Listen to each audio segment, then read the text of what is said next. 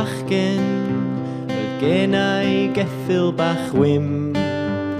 A phan roedd fy ngheffyl yn canu, roedd o'n swnio rhywbeth fel hyn. Pan oeddwn ni'n geffyl, carlamais dros fryniau o wlad, y gwynt yn fy mwm, trotian a chachim hob man, ac yna nôl i'r stabal, am sugar lump gen mam.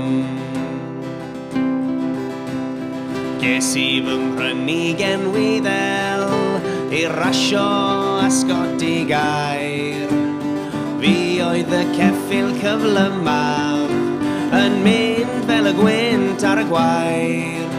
Roedd hoelion y bedolau yn brifo, chwip y joci yn boen yn fy nhîn. Mae bywyd fel ceffyl yn anodd, pan ti'n cwmpo mewn cachu dy hun. Ac os ydy'n nghoesi yn torri, na'i endio fel potel o glid.